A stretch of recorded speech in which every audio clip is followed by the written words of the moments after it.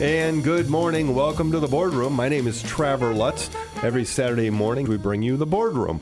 It is the radio authority of everything condominium and HOA related. We answer your questions. We bring in special guests that can help your association maybe run a little smarter. Today is no different. We've got Josh Porter. He's the president for Consult Engineering, a local engineering firm, full-service engineering firm. And today we've got a great topic, and certainly it's applicable to what's coming up. We've got budget season on the horizon, and it's time to start crunching the numbers. And we're talking about reserve funds, and we're talking about reserve studies, and from budgets to real-world application. Josh, we're glad you're here to straighten this all out for us. Oh, thanks for having me, Trevor. Well, let's just jump right into it. And some people are going to gloss over, those non-CPA types or the people that don't like the numbers, but this is an important component of every association putting together budgets. And in the reserve fund is probably gets less attention than it needs to. And let's talk a little bit about that. What is a reserve fund? Reserve fund really is the money that an association will set aside for the expenses related to deferred maintenance, is the technical term. Or capital expenses, and that's kind of a new term in the statute. It used to just be deferred maintenance or replacement costs of the association's common area elements. But capital expenses kind of opens up the doorway for allowing you to improve when you replace. So if you're replacing railing on a walkway, you are allowed to fund for the removal, replacement, and maybe even the upgrade to bring it up to code or whatnot. And you can plan for that in your budget as well. And maybe for aesthetic purposes as well, although associations have to be careful that they don't run afoul of making material alterations without the vote of the membership. But yeah, and there's a specific example dealing with material alterations and railing I have for a project right now, and the old railing actually doesn't meet code. So you cannot go back with the old railing. Right. So now the window's really completely open, and they're free to put in any kind of aesthetic improvement they want with the railing because they can't be beholden to the old design. Now, deferred maintenance, when we're talking about that deferred maintenance isn't things that you haven't done. It's just referring to repairs that are needed going forward. That's true, yeah. The best example that I could think of deferred maintenance is concrete restoration on buildings, particularly high-rises or clubhouses. You'll start seeing cracks, and you'll start seeing cracks in the stucco. You might see a little bit of rust coming out. And at the first sign of damage, most associations do not hire somebody and go and have all this repaired. What we do with the concept of deferred maintenance is we want to kind of let the damage accumulate to a point where it's still safe, but it's now feasibly economical to go ahead and have all the repairs done at once, and you can save money by having more repairs done at one time. That's kind of the theory and economics behind deferred maintenance. Now, your company helps associations do reserve funds. Let's talk a little bit about Consult and what exactly your role is as we get deeper into this topic. We are a consulting firm, and we specialize in what I like to call the building sciences for existing structures. And that deals with roofs, building envelopes, pavement, basically any project, especially capital expenses that an association, condo or homeowner association might be facing. We kind of specialize in that and in being able to prepare specifications, bid it out, and oversee those projects. So that kind of gives us a very unique perspective on the physical assets, the common area elements of associations, and that's kind of why we decided years ago to start doing reserve studies, because it really parlayed well with our knowledge that we already had. So literally, you'll go onto a site with the board or with the management and put together a reserve study that helps them properly budget going forward. That's correct, yeah. Okay. So in those reserve studies, I've seen reserve studies that are very, very complex, and I found some that are very simple. Is that a product of the type of community, or is that a product of what the board wants to spend or how in depth they want to budget for? Honestly, the amount of math and calculations that are involved are very minimal. I mean, you could, if you really wanted to, boil down a reserve study down to 3 or 4 pages. I mean, it's literally just a table and calculations. That's the heart. That's the meat and potatoes of an entire reserve study. What am I going to have to spend as an association? What are we going to have to contribute to our reserve fund? And you'll find reserve studies that are 60, 70, 80, 100 pages. And they're giving you these long-winded descriptions of every single asset. Sure. And it's really, let's just be honest, it's all fluff. So what we really want to do in our studies particularly is we focus on the math. We make sure that's very clear and concise and user-friendly to read and look at. And we also want to make sure that the things that we are reporting on and describing for the association are their big ticket items. We look at the roof, we look at the envelope of the building, we look at the paving, and we look at whether the building's going to need concrete repair or restoration anytime in the future. So we just report on the big ticket items. And those are actually the statutorily required ones too for condominiums. You got it, yeah. Right. The three big ones are exactly what you said: the roofing, paving, and painting, and then the statute states anything else over $10,000. Right. Now you may include then, if you're looking at a condominium in particular, you may start looking at AC units if there's common areas that are being cooled, water pumps, generators, all kinds of things that could be added into that. Absolutely. And the $10,000 limit kind of creates a problem for some situations, because the question is like, an individual AC unit may only be $3,000 or $4,000. Am I required to put it in the reserve study? And then another association may look at it as, well, we have 5 units. Right. So the total expense for AC units is over $10,000 we're required. And there's an ambiguity and it's kind of a gray area in the statutes. They don't really clearly spell out how are you supposed to delineate and determine that $10,000. So the reports then that we would get back, let's say we have one and maybe it's a high rise. And so we've got elevators, we've got generators, we've got pumps. I mean, that report is really going to detail what they have today and the cost of it replaced going forward, and how and when you think that'll happen, right? Correct. Okay. The useful life is basically the key that we're looking for there, and the cost to replace. Okay. Now you mentioned the Florida statutes before. Are associations required by law to fund reserves? And there are some things we know they are, but tell us a little bit about that. For a more in-depth answer, probably an attorney would be better to answer, but I can give you a little bit of my insight on this. It used to be required that you had to fund reserves, but you could vote it down by a majority vote to either partially or not fund at all.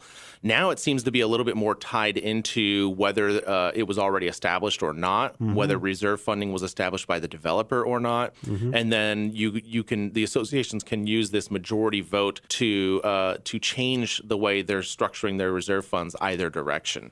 Now, when we see some associations that reserve for everything, which I guess isn't a bad thing. You're planning for everything, but even small ticket items or, they reserve for it. And I guess there's nothing wrong with that. And your study could help them do that. That's correct. We're when we come in and we do reserve studies, we're willing to come in and itemize every light switch and fan if you want in the building. The majority of associations do not want to fund the small stuff. And a lot of times, and I'm not really sure how this works out with their funds, but a lot of times, let's say a fan on the lanai at the pool area, it goes bad. A lot of times those aren't paid for out of reserve funds, which would have been a fine item to pay for. I mean, that would fall under the criteria.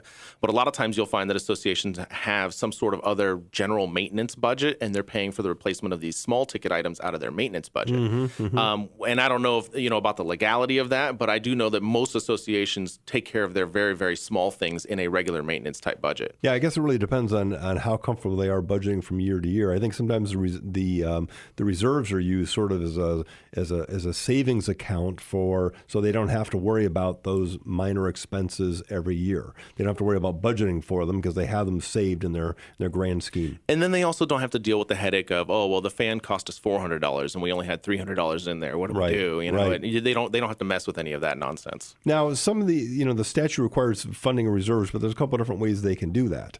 Do you want to talk a little bit about that?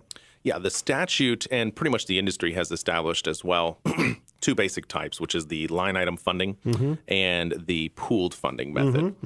The Florida statute basically states that whatever method you're going to use, it needs to be a calculation, and it needs to be a calculation based on the actual replacement cost or deferred maintenance, as we talked about before, and it has to be based on the remaining useful life. So in the case of, I know associations move to pooled reserves because it gives them a little more flexibility as far as the spending. With a line item, they're saying it's going to be due to be replaced in 3 years, and on 3 years, they need to have enough cash. With pooled, it gives a little more flexibility. That's correct. Yeah, the big difference is between the line item and the pooled funding is that the line item is is essentially you're setting up a separate account for each item that you're putting away for. So if you're putting away for the roof, you've got an account there. If you're putting away for painting, you've got an account there. And then the pooled funding, you're right. It's all you got two or more assets that are grouped together under one lump sum budget item. Okay, great. Now, I know people are going to have a lot of questions about this topic, and we're certainly not going to be able to do a complete justice today just because there's so much to talk about when we're talking about reserve funds and providing studies. Tell us, when you meet with a board, do you come out? Do you do analysis of their property? How does the process work? We come out, we look at the property with the association. We determine how many assets we're really kind of looking at that we're going to be needing to include in the reserve study. And then from there, we can provide a detailed proposal and take it on from there. And when people want to get a hold of you to set that up, how do they do that, Josh? They can call our 1-800 number. That's 1-800-550-3379. Or they can email us at office@consultengineering.com. Okay, we've got a lot more to come, from budgets to real-world application. We're talking about reserve funds, budgeting, all that good stuff. We've got Josh Porter in the studio from Consult Engineering. Stick with us right here on The Boardroom.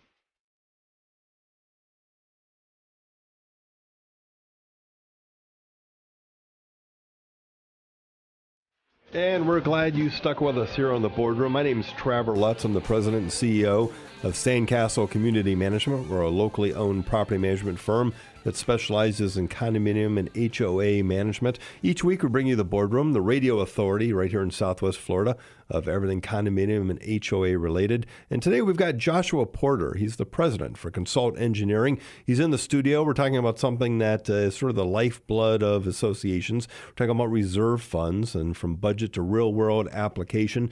And Josh, during the last segment, we just sort of briefly touched on, I think we need to go back and make sure that people sort of have a clearer picture. Line item budgeting for reserves versus pooled reserves. And a lot of associations are moving towards pooled reserves as opposed to line item reserves, which were very, very popular for many years. Let's talk a little bit more about the difference between those two. The difference really comes out with most associations who are currently not fully funded. Mm-hmm. They're slightly behind, or maybe they're behind what the person who prepared the reserve study says that they should be at. Mm-hmm. In that case, the line item funding plan, where you have to have every line item on its own account, you tend to have initially higher contributions. Mm-hmm. So the contribution rate and everybody's amount that they're putting into the reserve funds kicks up quite a bit. It also tends to hold higher account balances. It doesn't tend to hold. It actually holds much higher account balances if you do a line item plan. Because you have a line item for that one item. And so let's say it's pool equipment, and let's say we said it's $10,000. So now you're actually budgeting $10,000 in that line item, in that GL code, just for that pool equipment. Right. And the year before you actually spend that $10,000, you've got $9,000, let's say, in your account. That's right. And if you've got a whole bunch of assets that are like that, or that are at some point in their life, then you're going to have a whole bunch of money sitting in the account. And a lot of times I'll see line item plans that once you get 10, 15 years down the road, there's $2 million sitting in the account doing nothing for nobody. Right. Earning lots of interest, right? Don't we earn lots of interest anymore? Yeah. I think people would prefer to have it earning interest in their own personal accounts. That's probably true. It also gives you a lot less flexibility statutorily with the reserve fund for law, pooling, basically. Right. I mean, you can't use money from one for another without a vote. So That's you true. really create this, you kind of handcuff yourself. And the pooled funding basically has exactly all the opposites. Initially lower contributions, lower account balances, and you can use the funds for whatever you want. Okay. Well, why do the line item budgeting have a higher contribution on account balances? Why? Let's talk about the math behind that. If you have, let's say, 3 assets, and one is on a 5-year cycle, one's on a 10-year cycle, and one's on a 15-year cycle. As far as replacement. Mm-hmm. And they have whatever dollar signs they have. Mm-hmm. If you're on, if you're on year 15, mm-hmm. okay, you're going to end up paying for the item that has a 15-year cycle, and you're going to end up paying for the item that's on a 5-year cycle. Mm-hmm. But the item that's on a 10-year cycle, you still got half the money in the bank for that. Mm-hmm. And at any given time, it's always structured in this way. And because all the line items are staggered with their replacement times and their replacement costs, mm-hmm. it's really the staggering that creates this issue. So you always have money in the bank reserved for these other items, and eventually this money that you have in reserves just becomes enormous. If everything in your line item plan were on the same year, everything had a 10-year life, Right. then it doesn't matter the price, doesn't matter anything else, and it's going to be the cheapest way to go is to do a line item plan. But as soon as you start staggering it, you have all this money that's sitting around, and you don't have any what we call borrowing power. And that's kind of what makes the pooled funding so great is you basically put all of your assets into one big pot. And the statute requires, and what most reserve fund companies will put together is a plan that shows your expenses over the study period, which we use a 30-year study period. Shows all your expenses over the 30-year period, and then it just simply states that your money that you're putting into the pot has to be greater than your expenses. And what you essentially do is you almost create like this ability to borrow against other assets that don't need to be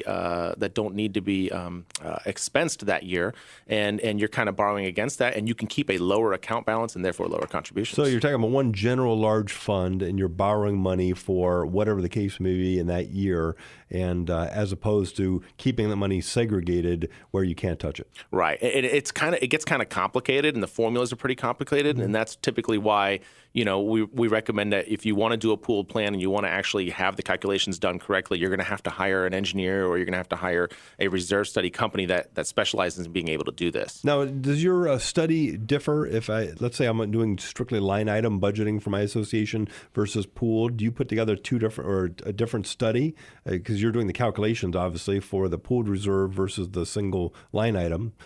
Is it a different study? No, it's not. It's all put into one study, Okay. and all the raw data is actually the same. Okay. So it's literally just the way we calculate it.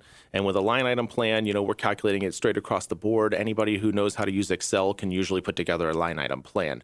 It's the pooled plan that actually requires some more sophisticated calculations, and you have to know some algebra to be able to execute those calculations for that plan. But it all runs off the exact same core data set. Now, we talked about greater flexibility, but does a pooled funding plan run a greater risk of overruns for larger than expected expenses? Or, what's the danger there? They really can, because if you say, well, we're going to go pooled funding, and our expenses over the next 30 years are X dollars, and we're going to make sure our revenues match exactly that. Well, what you have over in our case, we have a 30-year period, and over a 30-year period, what you're going to find that year 21 or 22, you're going to have a bunch of big expenses, and they're all going to happen at once, and it's going to drive your account down to zero. And if any of those expenses are more than what you planned for, you're special assessing. That's right. So Okay. even when you put that pooled reserve in place, though, you still need to be sort of spot checking it every year to see if your assumptions are correct.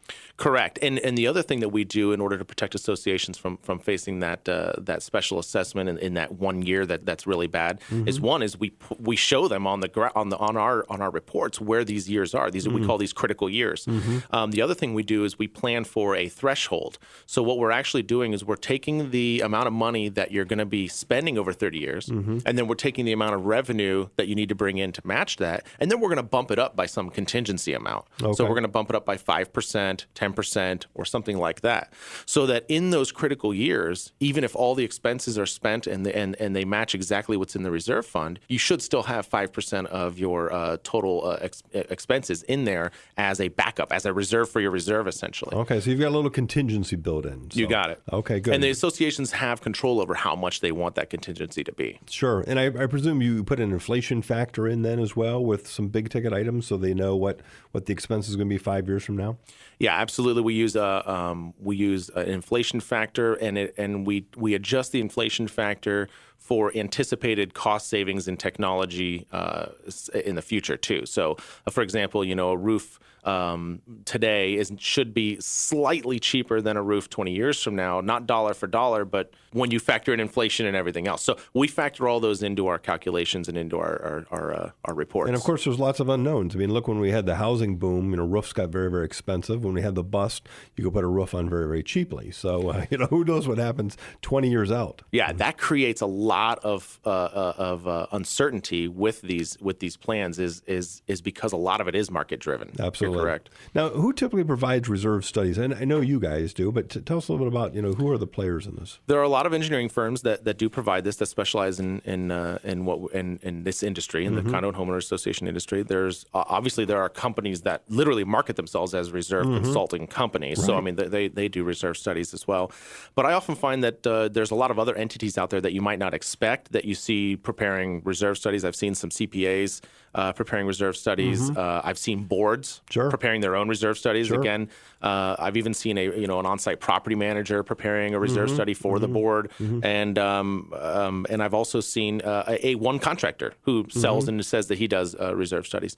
So the distinction really that ought to be made is these are people that are usually providing a reserve calculation, and it's always line item. If they're not a reserve consulting or they're not an engineer, they're not really providing a full study. They're not thoroughly investigating the assets, and they're not, evaluating them. They're just kind of putting together the numbers that look and feel right. And the danger is if you've got a board member, and certainly there's some very qualified board members out there that could do this and maybe did this in past lives, and there's probably some property managers that are qualified to do this as well. But there's some, for lack of a better word, there's some cover. There's some protection by having a professional company, a licensed company, do this for you, because otherwise you may have members looking and going, wait a minute, where did you come up with these numbers? This, you need some protection. You need some outside professional consultation.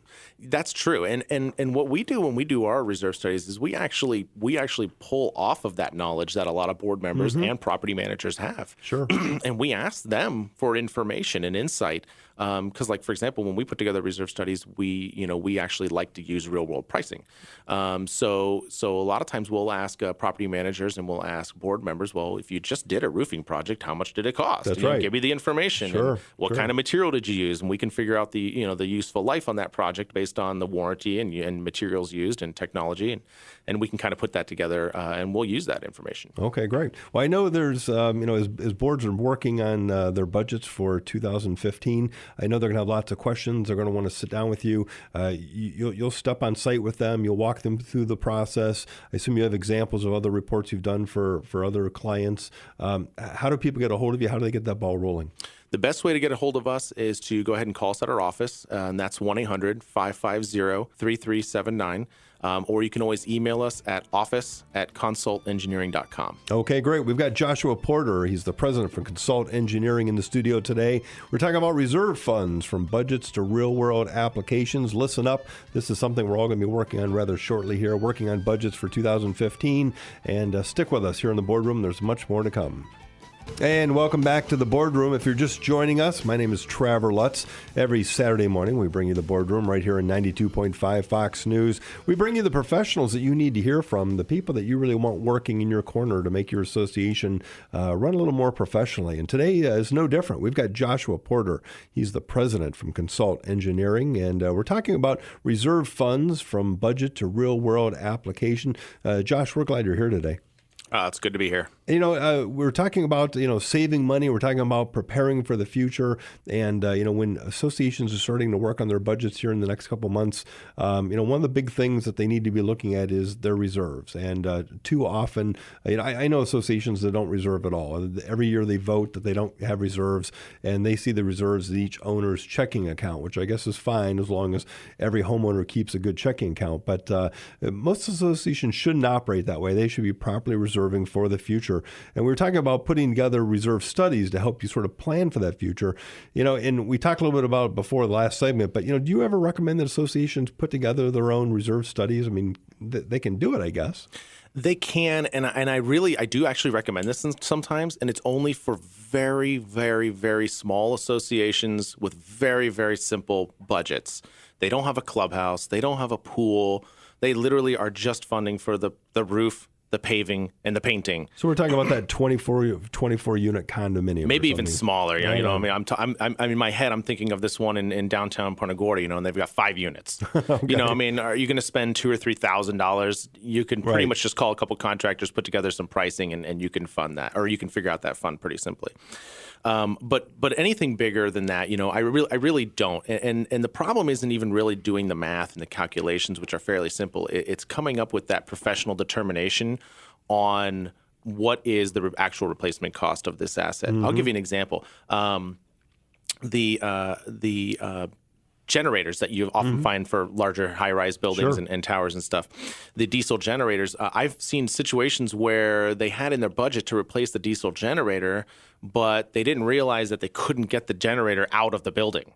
So they they had to basically break down one of the walls on the side and bring the generator out in parts and pieces, and then they had to, and then the new generator was bigger, and so they had to actually add on to the building, and these things weren't kind of accounted for. Typically, an engineer or somebody who really specializes in managing these types of projects and overviewing these capital expenses can anticipate and sometimes look and find these things and include them in the reserve study. Now, once the association decides that, okay, the reserve study is the way to go, what are the steps to hiring this reserve company or finding the right company to do this for you? Once you have interviewed the reserve specialists or the engineers that you want, and you select one and you hire them, the next step is typically that they will come out and conduct a site review of the common area elements and all the assets that are going to be included in the reserve study. Once they have conducted the site work, they will put together the report, and the report is basically broken down into these separate items. They should list the assets, and each asset should have a very brief description associated with it. If you're getting 2- and 3-page descriptions for one AC unit, it's a little verbose. The study should also include the current replacement cost of each asset. Should include the remaining useful life of each asset. So not only are these the things that go into the calculations, but they should also be individually shown and described in the report for each of these things. Now, the association is a partner in this process. So what kind of things are they providing to their selected company to make this a good report? To make this the best report possible, I really always recommend, and I always ask for when we're doing our own studies, that the association provide us with some information that they already have. We definitely need, absolutely at a minimum, the reserve fund current account balance. So we need to know what's in there. And we also need to know what your current contribution rate is, whether it's quarterly, monthly, yearly, and how much that is overall. And if it's zero, then they're in trouble, right? Well, yeah, but at least I got that information. The helpful information that you can provide, in addition, to help increase the accuracy and usefulness of your reserve study, is to provide the consultant with past expenditure information. So again, if you had that roof done a couple years ago, provide them with what that cost and budget was and what year that was done in. That helps us get a head start on some of these items and pinpoint the pricing down a little better. If you've had a previous reserve study completed, or you have an existing reserve plan that maybe the board members put together 3 or 4 years ago, but it hasn't been updated, supply all that information to the consultant because they might find something useful in there that they can use to enhance their report. And then for us, what we always like to ask for is actual vendor contact information. I want to know who's maintaining your fire alarm system. I want to know who's maintaining your roof. Who is doing this maintenance? Because when we do our studies, we like to use real world pricing. So a lot of times we'll contact these vendors and we will find out from them exactly what this asset costs and what it will take to replace it. Are these vendors threatened at all when you come in, you're doing a reserve study, or do they see you as a partner towards the same goal? Because I guess if you're putting together the plan, that doesn't mean they're not going to get the business. That's true. And I've never gotten any friction or anything from any of these vendors that we've called. They always seem to be very receptive. They are always very willing to provide information and insight. A lot of times they'll give great insight on the useful life of an asset. A generator is a great example. I called one company and he said, well, with this particular generator, we probably wouldn't need to replace the whole thing, but we would need to rebuild this and that. And so we were able to fine tune the reserve study and actually depict a rebuild of the generator over actual full replacement of the generator. And we were able to stagger those two tasks. And a lot of times they're very, very willing to work with you. Now, when the association, before the association gets the final report, are they getting a chance to review it, or how does that process work? They should. We send out a draft of the report. At a minimum, we'll send out a draft of the actual calculations and tabulations and the list of assets. And that lets a lot of times if there's an on-site property manager, they might be very intimately familiar with those items. Right. Or any property manager really at that rate. But the board members specifically need to look over the list and kind of say, yeah, this makes sense, or no, I don't want that. And then a lot of times it helps us. We were talking a couple segments ago about, the ceiling fan and how a lot of times those little items are paid for out of just regular maintenance or operating. Right. And we would need to know that, and that some of those things that are paid for out of other budgets might need to come out of what we put into the reserve. Got it, because you may include things that they don't feel the need to include. Although I guess some of that would come out through the initial consultation too. Correct. Yeah. We've also, like another example is we've included in the past, and we like to include allowances for bathroom remodels, clubhouse remodels, and things like that. Right. And occasionally you'll find a board that views that purely as an upgrade, and they don't want it in the reserves. Well, if the board 5-10 years down the road, or the association 5 or 10 years down the road wants to upgrade their clubhouse, they can special assess and do that then. We're not going to put it in the reserves. Sure. Okay, that's fine. I'll take that out. How accurate should the association expect the reserve calculations to be? I mean, I realize there's quite a few unknowns, but what should be the expectation there?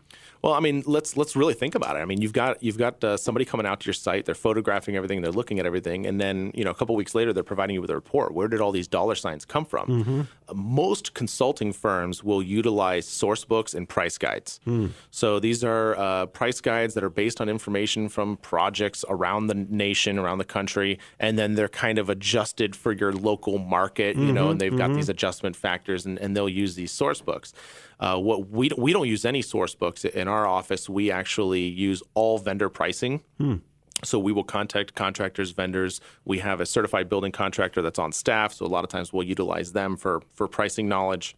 So you're using professionals that you can reach out to. You're not just thumbing through a book and trying to ascertain from that what the useful life is or what the cost should be. Right. And the other source that we sometimes pull from is our actual past projects. Because most of what we do at Consult Engineering is actual project management. That's right. And so we have this real world pricing. We know what concrete costs to replace. We know what a screen enclosure costs to replace. And it's usually very recent data. So we'll take this information and we can actually enhance the reserve study using actual real world project pricing. And so the association, then they get these numbers and they get this initial draft, then they're going to review it to see if they agree with things. I mean, I assume there's things that could be tweaked in that. I mean, you talked about removing items. They certainly could add items. What about if something really gives them heartburn? They see a number on this report now that scares the bejeebers out of them. How do you overcome that with them? If it's something that we feel is important and should be there, we'll explain that to them. A lot of times associations will do what they want. They'll take those things out, or they'll remove them, or they'll modify them maybe, or they'll push them down the road. But my goal as a person who's providing the reserve study is to make them aware of the expense and to make them aware of the time frame of when this expense is going to come up. Yeah. And to really kind of educate them. What they do with that at that point, that's really up to the association. I've seen boards get that reserve study and they go, oh my gosh, I don't know how we're ever going to fund this. And, maybe they've had their heads in the sand for the last 10 years and haven't properly reserved. And now they see what the true impact could be. And that scares them. But I guess it's better to know than not. That's true. Yeah, and it releases us from liability. And there's really not a lot of liability tied in with reserve studies. Right. But it does reduce that ability for anybody to come back and say, hey, you missed this. Well, no, we put everything in the kitchen sink in there. Okay, for that board member or board that wants to know the truth, Josh, they need to get a hold of you and probably need to do it pretty quickly if they're going to be working on their budget. How do they get a hold of you? The two best ways to get a hold of us, and you can always check us out at our website as well at consultengineering.com. But is to email us at office@consultengineering.com, or you can call our 1-800 number at 1-800-550-3379. Okay, we've got more here in the boardroom. We're talking about reserve funds from budgets to real-world application. Joshua Porter is in the studio today from Consult Engineering. Stick with us. And we're glad you've joined us here in the boardroom this morning. Every week we bring you the boardroom. My name's Traver Lutz. I'm your humble host. And today we have Josh Porter in the studio. Josh is the president of Consult Engineering. We've been talking about reserve funds and budgeting for them, from budgets to real-world applications. And Josh, I think you've probably opened the eyes of some people and probably scared the bejeebers out of others, talking about reserve studies. But, the association, once they get that reserve study, and they've got that final copy now, what should they be looking at? How should they be using this document? Because obviously throw it in a drawer doesn't do any good. So what should they be doing? The number one recommendation I always make is to check if actual overall building restoration is in the reserve study. I have seen so many, even modern reserve studies, and there's no line item for building restoration. And building restoration is oftentimes the biggest ticket item that an association will face in maintaining their buildings. And specifically, what is that? I mean, we're talking about the structure. We're talking for like high rises. We're talking specifically about concrete repair and restoration, and the spalling damage and the rust and the cracks in the building, and none of that is accommodated for in the reserve. And I see this all the time, and that's one of the main things that, because that's what we do, we're very expertly positioned to be able to put that value in there and put that time frame in there so that you have an appropriate amount of funds in there. And that's one of those things that sometimes shocks people because they weren't funding for it before, and we add it, and it's such a big ticket item that everybody kind of freaks out a little bit. The other thing you want to ask when you're reviewing your reserve study as a board and as a property manager is you want to say, do these expenses actually make sense? Do the useful life estimates make sense? And don't be afraid to call the vendors that you already have relationships with and vet these costs and these useful lives. If your reserve study comes back and it says you've got 10 years left on your roof and it's going to cost $90,000 to replace, and you call your roofing contractor who's out there maintaining it all the time, and he says, well, no, you've got about 4 years left and it's going to cost $160,000 to replace. Those are adjustments that need to be made to the reserve study. So don't be afraid to question the dollars and the values that we're giving you. And that's probably even more so if you're using a firm that you talked about before, if they're using source books. So they're not actually going to the site, they're not actually using their real world experience. They're relying on something that's published. You really need to scrutinize those numbers, don't you? Certainly. And the firms that are using these source books also don't manage projects. In fact, a lot of them don't even do forensic work. They don't do engineering. They don't do design. They don't do any of this stuff. They don't prepare bids and specifications. And so they're literally just relying on what a book is telling them that asset costs to replace without really thinking about what is it going to actually take to replace or repair or correct that asset. And obviously, if you think some of the numbers don't make sense, you go back to the reserve study consultant and you let them know and you give them the reason why, and then they need to reevaluate that. Agreed. Okay, so don't just accept it as face value. Yeah, if the study can't stand up to scrutiny, then you didn't get a good study. Absolutely. If the reserve study comes back with recommendations that say, for instance, that contributions need to be much higher than they currently are, what are the association's options? What do you recommend? Their options and what I recommend are two different things. I'll give you all the options first. Right. The option, they have one option to possibly assess to fund the deficit. That's a bad word. I know. That's why I say it's a possibility, right? It's a very slim possibility. I use the word deficit, but really the term is initial depreciation. So you have assets, they have initial depreciation, and a lot of times you are not funded to recover that initial depreciation. You can special assess to get you up to that point and backfill the deficit that you have in your account. You can vote, associations can vote under statute to partially fund. Okay, we understand that we're only putting away $50,000 a year, and the reserve study says we should be putting away $75,000, so we're just going to vote that we're partially funding it. And that's pretty difficult for a board to do, particularly if they have this professional study that says, your roof is X number of dollars, and then you convince the membership to partially fund your reserves. That could be seen as not exercising their prudent financial management of the community. Yeah, and actually the Florida statute now requires them when they issue the statements, their financial statements, they now have to put in big bold letters, that we are partially funded and stuff like that. Yep. You're absolutely correct. Another option is to ask the firm that prepared the reserve study to remove smaller ticket items that are below the $10,000 threshold. You're not required to put them in there. And like we said before, a lot of times they're dealt with out of a regular maintenance budget or operating budget. But let's be realistic. Taking out a bunch of cheap stuff is not going to really lower the recommended contribution rate. It's always the big ticket items that cause the larger dollar sign. Their other option, which is what most associations do and what we recommend, is to increase the contributions. If you are abiding by a line item plan, your next year's contributions are going to jump very high. They're going to go up. They can jump very high, I should say. And then it will maintain a high rate because the way the line item funding plan is calculated is any initial depreciation is designed to be recovered over the next couple years. So contributions will be very high, and then they'll taper off to a more normal contribution rate. A pooled funding plan, a lot of times we can take your initial depreciation and we can spread it out over 30 years.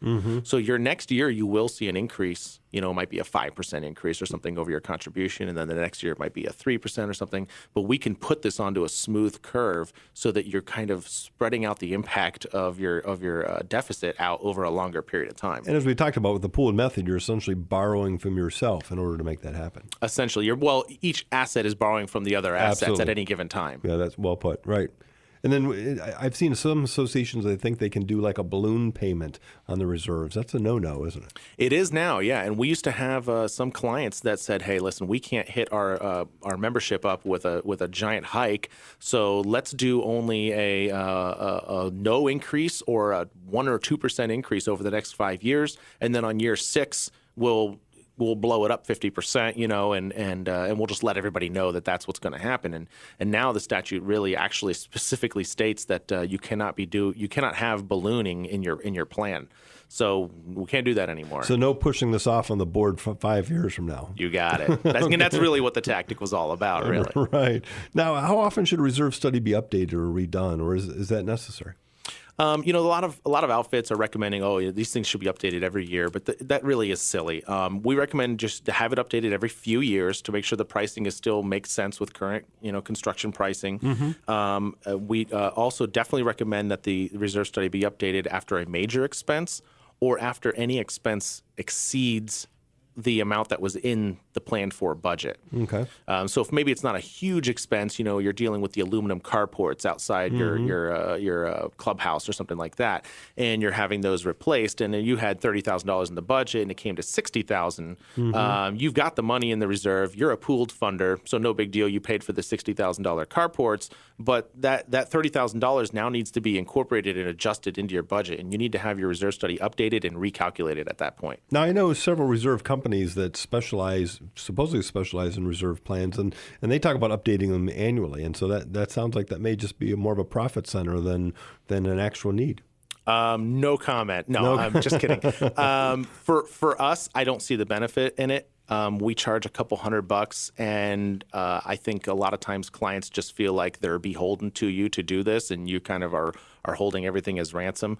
I definitely don't recommend going more than 3 years without updating. And if you have major expenses, and it happens to be you have a semi-major expense every year, then yeah, you need to be having yearly updates. But if if you're on a plan and you don't have anything big coming up for the next 3 or 4 years, there's really no point in updating it in that 3 to 4 year period. Now, reserve studies are more applicable, I think, to condominiums, but I know some HOA clients that have them as well when they have some big mechanical items. I assume you have clients that are, single-family homeowners associations that are doing reserve studies. Certainly. HOAs, one of the big ticket items we see for HOAs, there's two. One is some of them have some very, very, very nice clubhouses, and those clubhouses have expensive roofs and other assets that need to be replaced on them.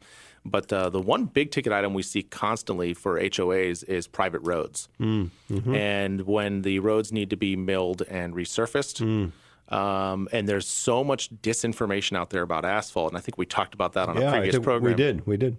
But one of the things that needs to be put into the budget is not only seal coating or resealing the top of the asphalt for aesthetic purposes, but to also do milling and resurfacing. But then what everybody's really missing is you can only mill and resurface so many times before you actually need to do what's called a tear out. And you're tearing out all the old asphalt down to the base, you're repairing the base, and you're putting it all back. These are projects for HOAs that can be $500,000 to $1 million asphalt projects, and they really need to be reserved for. What happens when an expense arises, somewhere in the future that isn't in the reserve budget? What do they do? Well, most boards know the pain of special assessments, Sure. and that's basically the whole concept, right? I mean, we're special assessing our membership for something that's not in the budget. Sometimes you can pull from the reserve fund with an appropriate vote of the members. So it's not in the reserve fund, but you can pull it out of there, and I believe that requires a vote. Again, that's something probably a better, attorneys that specialize in this might be able to give better insight on. And possibly property managers out there as well know a lot more about that than I do. But those are kind of your options. Okay. And what happens if the expense is larger than budgeted for, and so your reserve item, it's a much bigger expenditure than what you anticipated? On a line item plan, you've kind of got a little bit more of a convoluted voting process in order to pull money from other assets. You can always special assess for the amount that the project exceeded the asset cost that was planned for. But with the pooled budget, typically you just pay for it and you adjust for it down the road, and it usually creates a very, very small impact on the study. Okay, great. Well, I know people have some burning questions about reserve studies. Josh, how do they get hold of you? Call us at 1-800-550-3379, or you can email us at office@consultengineering.com. Josh, thanks for being with us. Joshua Porter, President of Consult Engineering, right here in the boardroom. Until next week, we wish you well. Bye-bye.